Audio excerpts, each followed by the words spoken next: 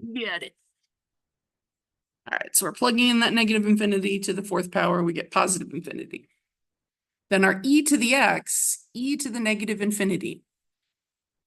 Now this is a little bit weirder because we got a negative exponent.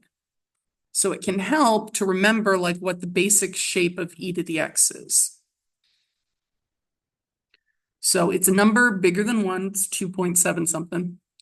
And it, as we put in x values, it grows and grows and grows. So as we put in the negative x values, it's going to start shrinking down to really tiny decimals. So as we approach negative infinity on this graph,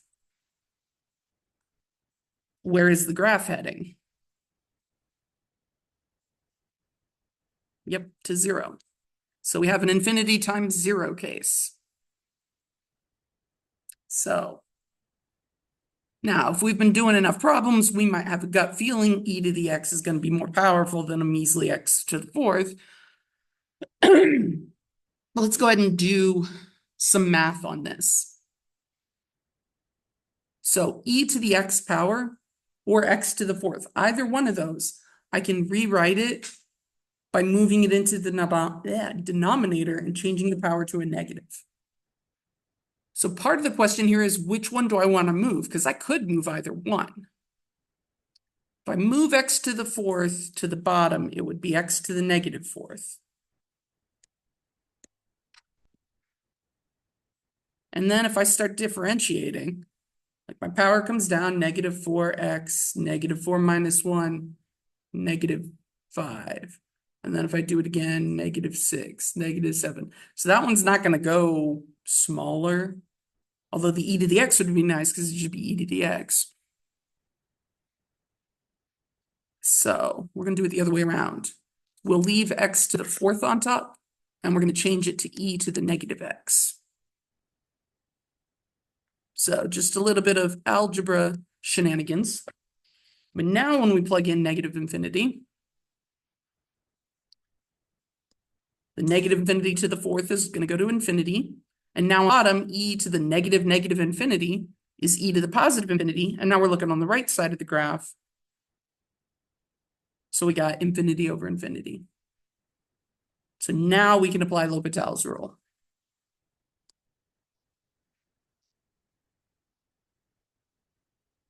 So we keep our limit the same.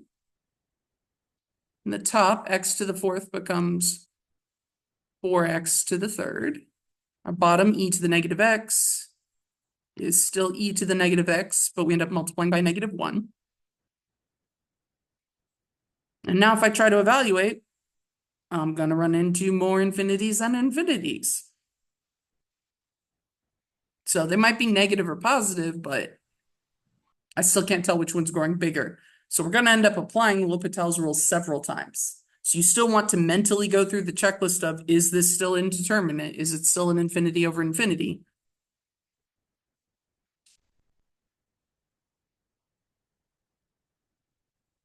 But once you get a better feel for these, it's really easy to just like, oh yeah, L'Hopital's. And you can actually apply it too much. So be on the lookout for that. So now we bring down the 3. 4 times 3x squared. And now this will be e to the negative x. And then our chain rule, so it'll be times another negative 1. Still going to give us an infinity over infinity.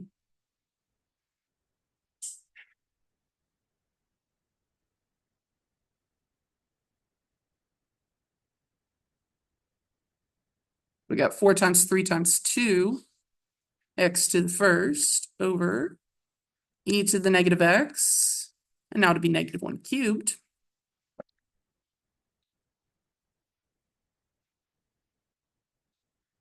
So we have shooting off towards an infinity on top. E to the negative infinity is also going towards an infinity. So yeah, still L'Hopital's one more time. Because then the top's going to finally turn into a constant.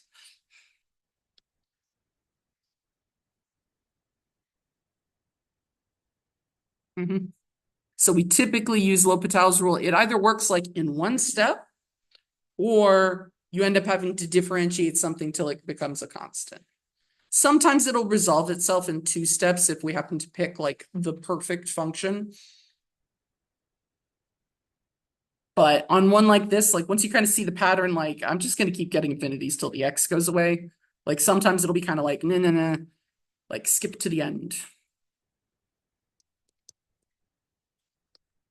You still want to think through it even if you don't necessarily write it, but I consider that familiarity part of math work, so. And this will be now -1 to the 4th power.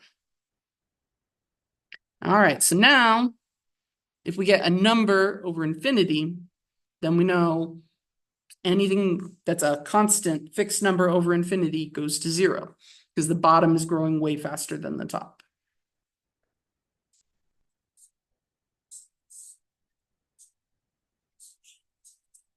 Yeah, e to the x outlasts every polynomial. You might have to put in really big numbers to show that it's going to outlast it, but it will. Or any exponential. But e to the x is the one we like playing with the most because it's the laziest derivative. If it was 2 to the x, like it'd still be the same. We'd have 2 to the -x and we'd have the -1, but it'd also be times the natural log of 2, just for the change of base to go from 2 to e.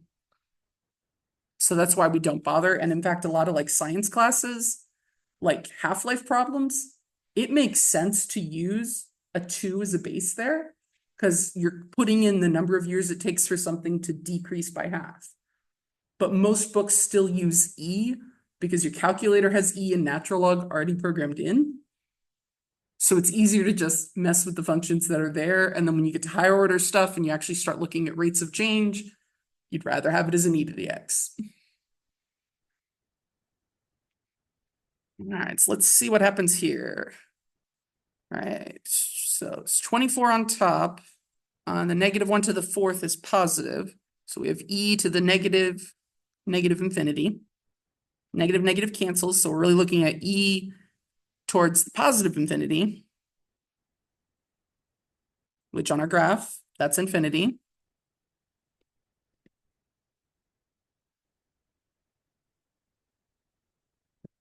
So we did all that work for 0, which is what the limit of e to the x as x goes to -infinity was originally evaluated at. So we kind of got there a very long roundabout way, but.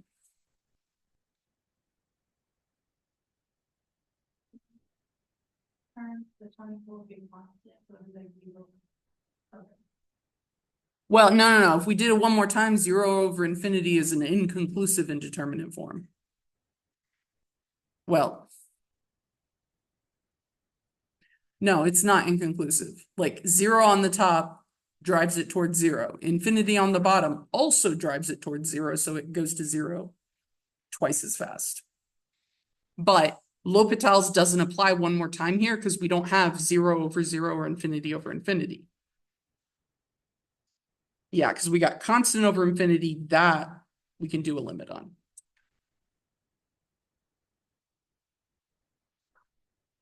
So that's the like catch with L'Hopital is when you start applying it more than once, you have to know when to stop.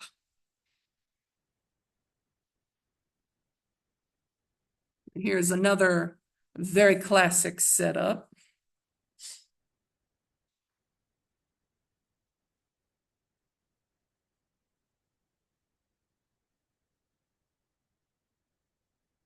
Okay. That was my pre-cal students commiserating.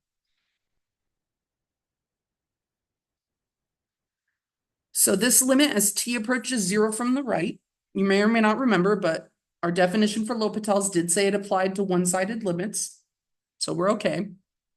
The reason we're looking at a one-sided limit is our 5 over t here. That graph has an asymptote at 0, and it approaches different directions on either side. So the limit as t approaches 0 of 5 over t doesn't exist because they don't agree. But if we restrict to one side, then we can still look at the limit. All right, so as I approach 0 from the right, I'm looking at sine of 0, which is 0. So we have 8 over 0, that's another asymptote. So from the right, it's from the positive numbers.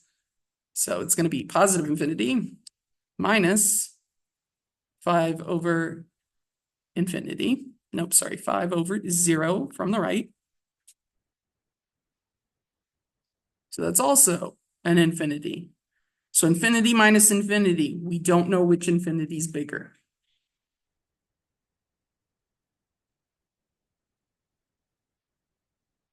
Now 0 minus 0, we can still say that's 0. But with infinities, we got to do something else here.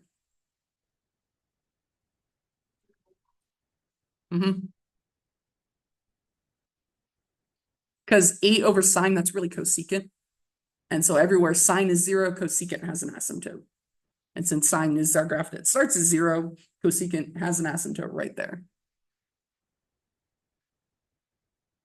All right, so to get this into a infinity over infinity or 0 over 0 form, we're going to have to combine these two crazy fractions. So let me write them down. Now I want to figure out what I'm missing, what I need. So I see a sine t and a regular t in the denominators. So my left fraction here has the sine, but it doesn't have just a t. So we're going to multiply it by t over t. Just because we're doing the sine of t, that doesn't mean like that's the same as a t on its own.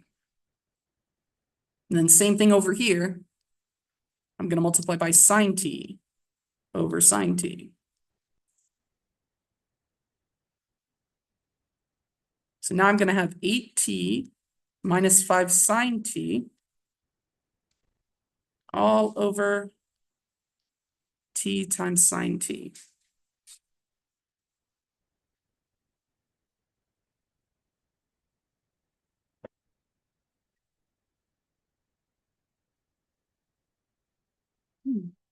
All right, now we can actually take a look at what happens when we put the 0 in there. So remember, as we approach 0 from the right on all of these, like t is going to 0, sine t goes to 0. So we end up with a whole bunch of zeros.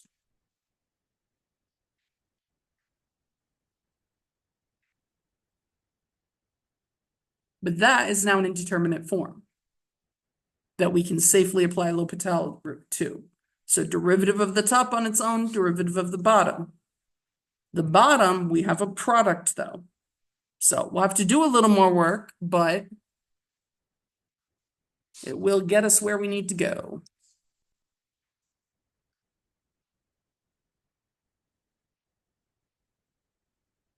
We keep our limit the same, still as t approaches 0 from the right. But derivative of 8t now is just 8 minus the 5 is a constant multiple, so it stays. And then the derivative of sine t is cosine t. Now on the bottom, that product rule, t times sine t, so a and b. So let's keep one, do the derivative of the other. So I keep the t, derivative of sine t is cosine t, plus, now I do the derivative of the first one, derivative of t is 1, and then I keep the second one, so I keep sine t.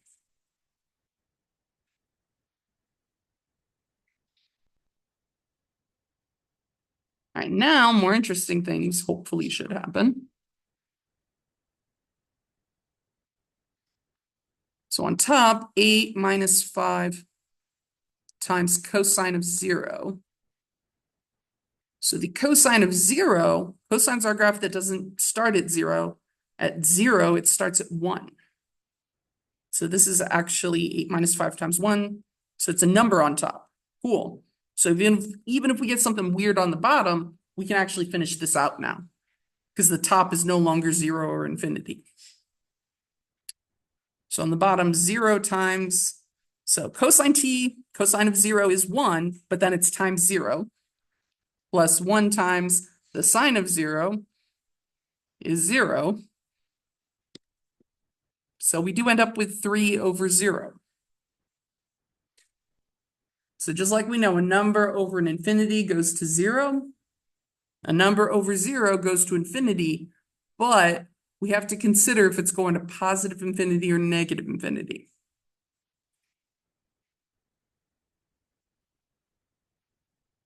So when I'm looking at sine of 0 approaching from the right, that's approaching from the positive side of the zeros. And the same with the t, we're approaching from the positive numbers. So this should be positive infinity. So we started with infinity minus infinity. And we determined that it goes to infinity.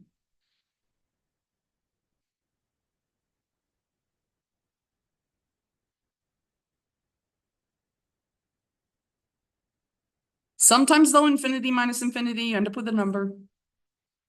Sometimes you end up with 0. Like there's no hard rule for these. It really just depends on how the algebra plays out. So what questions do you guys have on how that went? Our algebra to get it into a L'Hopital form and then applying L'Hopital's rule? Mhm. Yeah, I've been in my notes, like whenever I'm applying it, I write this little arrow and then L''H.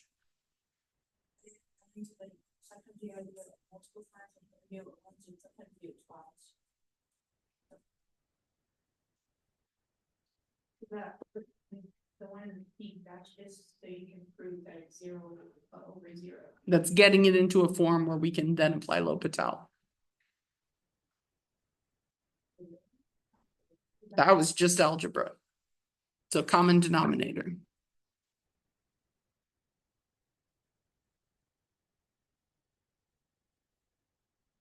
And the infinity minus infinity, like typically comes from having something over 0 minus something over 0. Now, if they were adding infinity plus infinity, cool. That's infinity, it grows. It's the minus where we have a problem. Because if they're like, as weird as this sounds, the same size infinity, they can cancel out and you just end up with a number or 0. But still having some sort of infinity is like probably the more expected result. Yeah.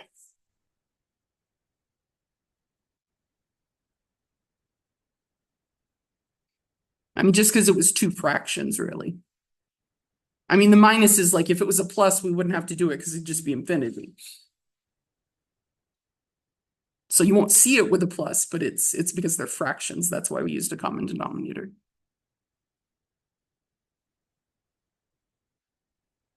All right, and then we get this one. This is where we take a moment, we all stare at Chris. Because Chris decided to give us A's and B's in here.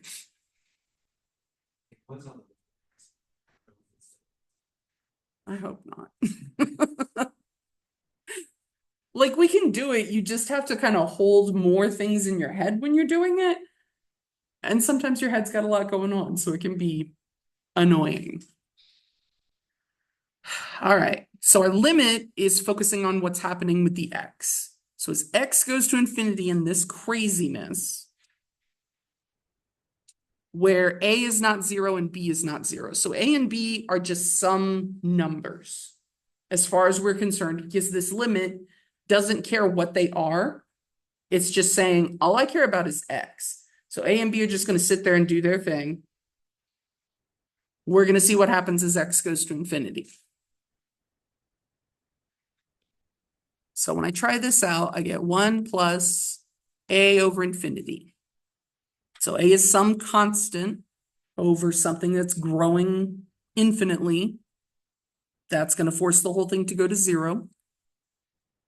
And then plus 1, it's going to be 1. And then on top, b times infinity. That's going to grow without bounds. So this is another indeterminate form because it's not exactly 1. It's something that's approaching 1. And depending on which side it's approaching from, like it can do a whole bunch of crazy stuff. So even though we know 1 to any power is 1, 1.01 to a power though, that will grow. It goes extremely slowly, but it does grow. So we got to play around with this more. But we get that 1 over infinity and go, okay. So the problem here is our variable is inside an exponential and it's in the power. We don't have any rules for x to the x. Like to do that, you had to take a log, do logarithmic differentiation. But you had an equation to start with. This is not an equation. This is just an expression. So it's going to be a little bit weirder. So y'all remember before we had like 21 and I said, well, I wanted to know kind of what this was with a cube root. So I could rewrite it with a pair of inverse operations. So the cube root and the cube would cancel that out and I'd still have 21. So it's a weird way to write it, but it is equivalent.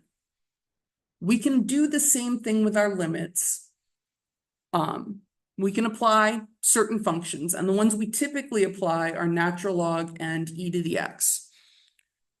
Because those have a lot of extra nice properties that let you exploit things. Like in statistics, they'll do this all the time. They're like, I don't like the way this looks. Let's log it. And they take the natural log of both sides. And how's it look now? I don't know. Do it again. Not even kidding. It's like, let's just log it a couple times till the answer looks more patterny. It's very weird. So that's what we're going to do here. I need that power to not be a power anymore. So I want to apply a natural log, but out front, I'm going to also put an e to remind myself at the end that I need to undo this natural log I'm applying. So it looks really weird.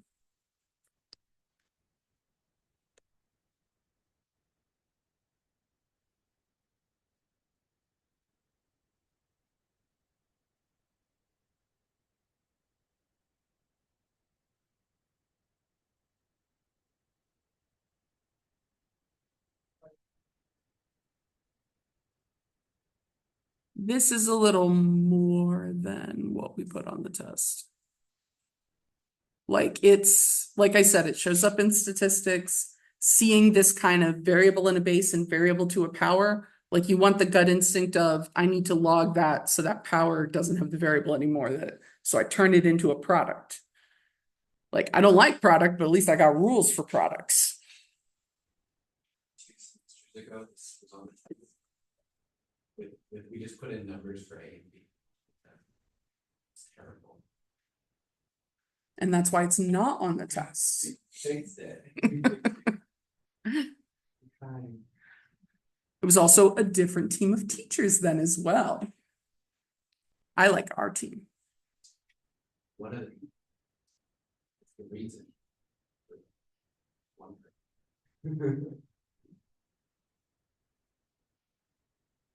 So it just to show you, like, we're lazy as professors. We'll totally use old tests, but we change the numbers. But we also think about how did everyone do on this problem? Because we remember grading it and the pain of so many people doing poorly on it. So when we look at the test the next semester, we're like, oh, not that one. No, that was awful to grade. No. But that goes for any discipline. That's not just math. Unless you have a professor who has a really weird temperament, in which case they go, oh, they screwed that up royally. Let's do it again.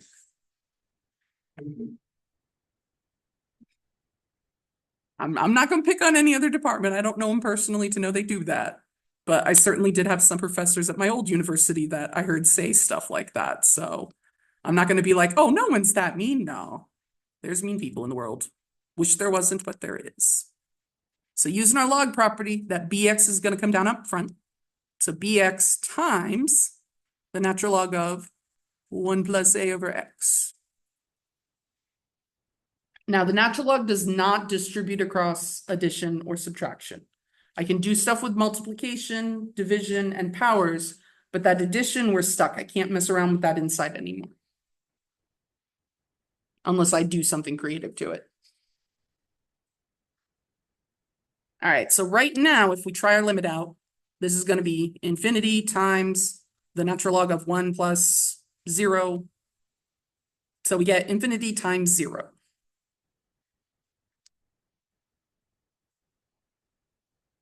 All right, but it's no longer an exponential, it's a product. So when we have this infinity times 0, what we want to look at then is there a way I can move one of these into the denominator? Because if I do like 1 over infinity, then it's 1 over 0 times 0, I get my 0 over 0. Or I can do the same thing with the 0. 1 over 0 is infinity. I'd be leaving the infinity. I'd have the infinity on the bottom now. Now it's a L'Hopital rule. So we just got to pick which of these two guys do we want to move. And the ln is a lot harder to move, but that x, that's just an x times a b. The b is going to stay up there, but the x, I can move it in the denominator and change the sign of the power. So like our x to the first is the same as 1 over x, which is the same as 1 over x to the negative 1. So it's doing just what we did before. It turns out doing 1 over is its own inverse. So this is actually a set of inverses nested together. So now keep our weird e to the n limit. The b stays because it's just a constant, so it'll just do its own thing.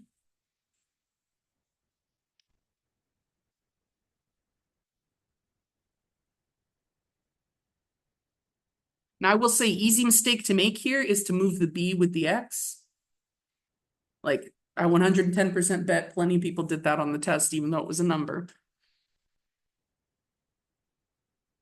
Just because in your head the b and the x are stuck together, so there is some logic there. All right, now let's see what our indeterminate form is.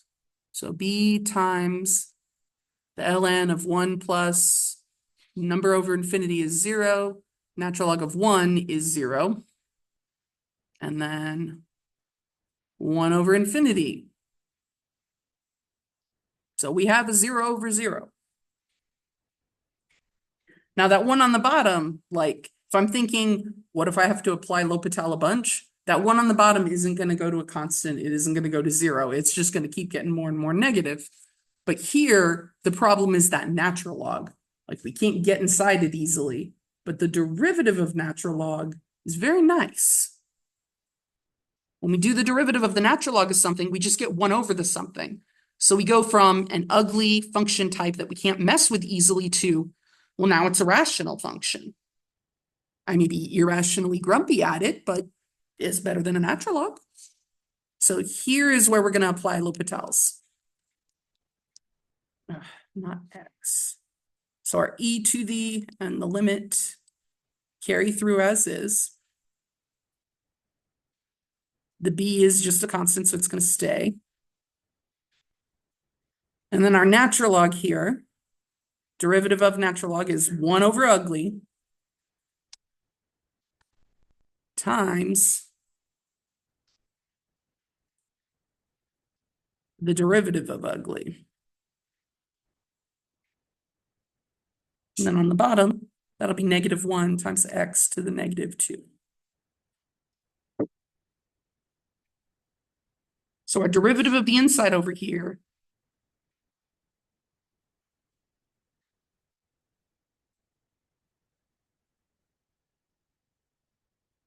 derivative of 1 is 0 plus, and then that a over x, I can actually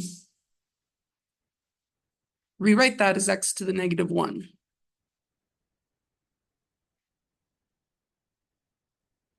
So we get 0 and then minus 1 times, 0 plus a times negative 1 x to the negative 2. And hopefully that x to the negative 2 sounds kind of familiar. So through the magic of I use a computer, make you go away. times, that is negative A times X to the negative 2.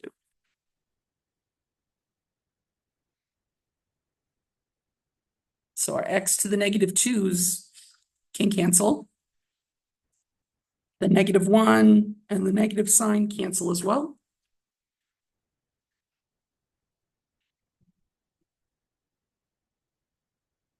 E to the limit of,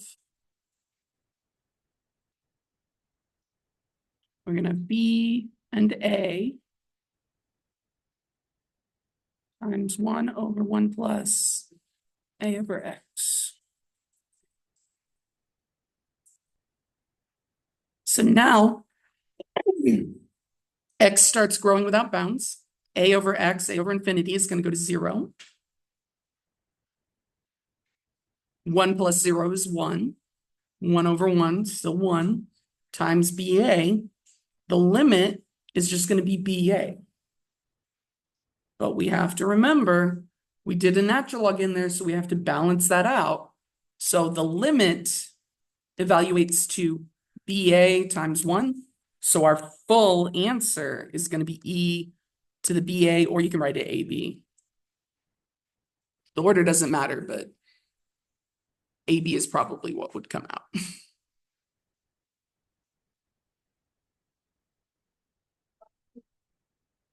What did I what? Because this whole thing was 1. So I was just saying, like, the 1 is coming from this whole thing is 1. But I mean, 1 times something is still the something. So that is like the absolute weirdest limit problem. So you got to be pretty comfortable with your log rules and your exponential rules. You know, moving stuff from the numerator to the denominator, when L'Hopital's applies, how to do those manipulations. And then this adds in that extra layer of knowing you can apply a log as long as you balance it by applying the inverse. So this is very much like the Franken problem of limits. Everything, everywhere, all at once.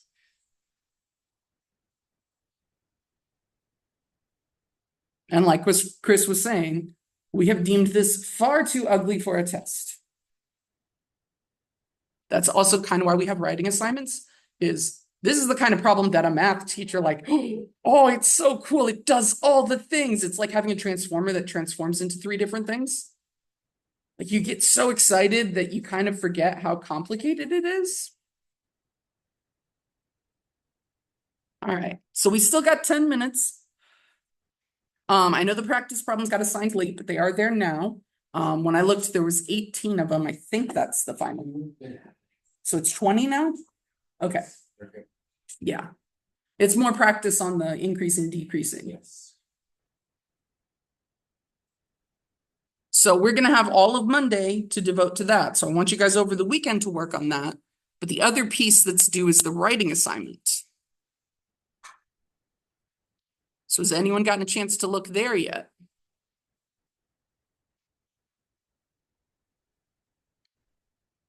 No?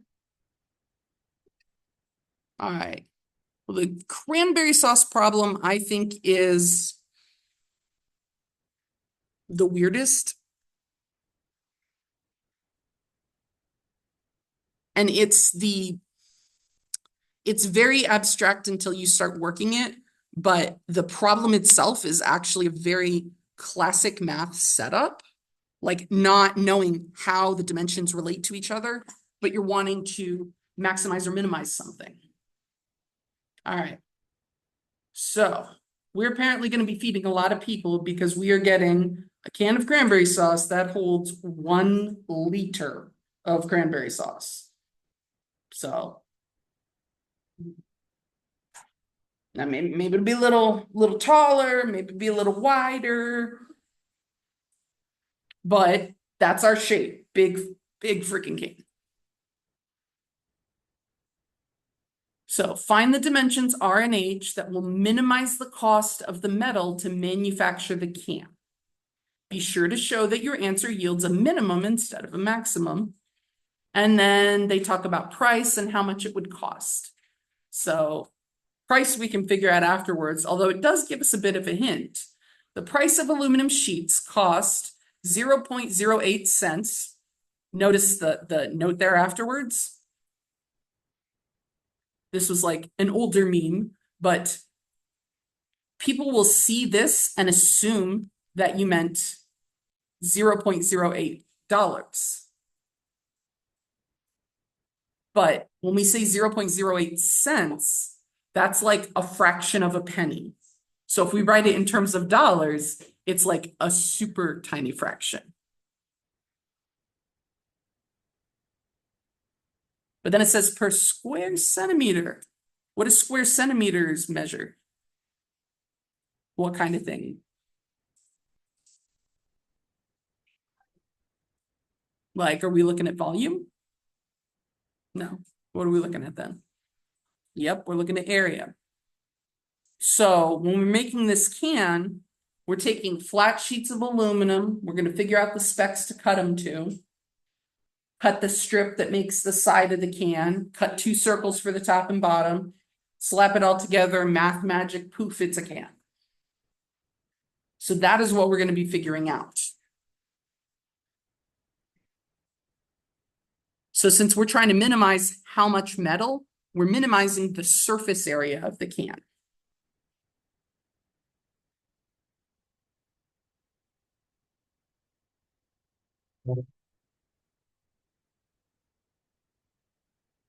So surface area of a cylinder. Like I said, we got the top and the bottom. So those are circles. And then we've got the whole wonky sideys. Now the circles at least are familiar, right? What's the area of a circle?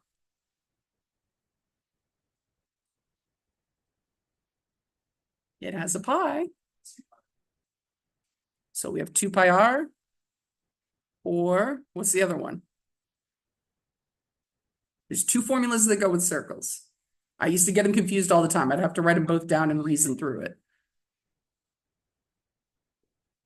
Yep, pi r squared's our other one.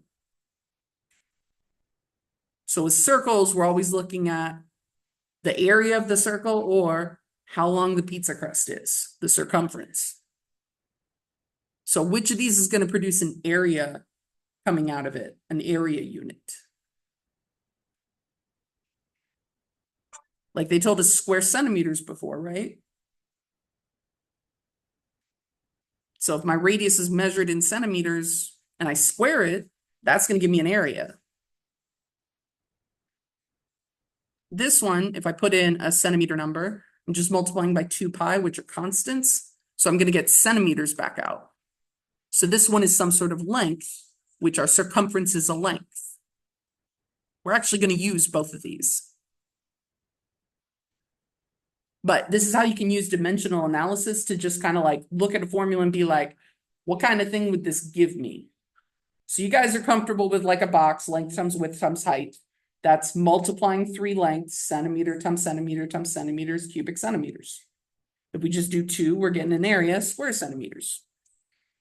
So our circles here, the area of one circle is pi r squared. And we'll just put a 2 on there because there's 2 of them. All right, now we got to think about the side of the can.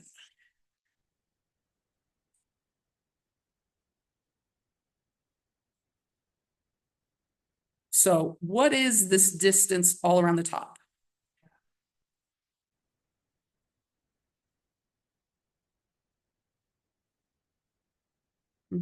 That's the circumference of the top circle,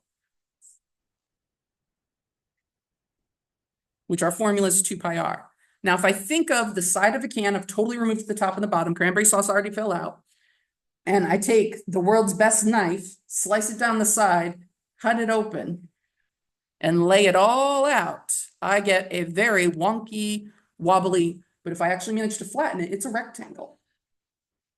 So that top length is our circumference. And then the other part of the rectangle is the height of the can.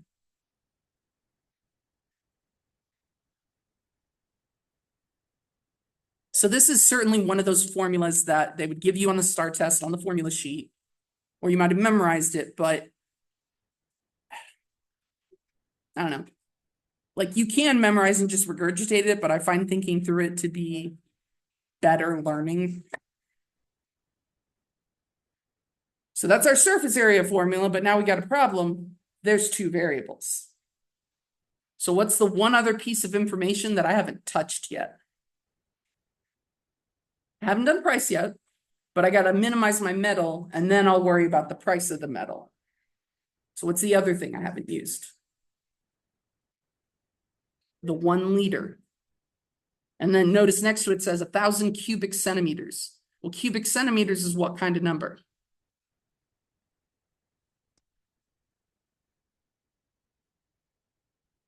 So we know centimeters is the length, square centimeters is an area. So what's cubic centimeters? That's volume. So when they tell us it's 1 liter, that's the volume of the can. Well, that's a normal shape. I can find a formula for that. So any of our cylinders, prisms, I like to think of it, it's going to sound weird, but it's like a stack of Post-its. So if I know the area of 1 Post-it, and then I multiply it by how many Post-its I have, that gives me the volume of the Post-it stack. In this case, my Post-it happens to be a circle. I know the area of a circle. Pi r squared. And then my how many Post-its is the height. So I multiply that by the height, and that's my volume for the ridiculous cylinder. Now, since they talked about the radius and the height in centimeters, we're going to go with the 1,000 cubic centimeters as what it's equal to. And now this is a formula that's in terms of R and H and numbers. I can solve this for R or H. Now, if I solve for R, I'm going to have to square root. I don't want to do that. So I'm going to solve for H. So our equivalency for H is 1,000 divided by pi r squared.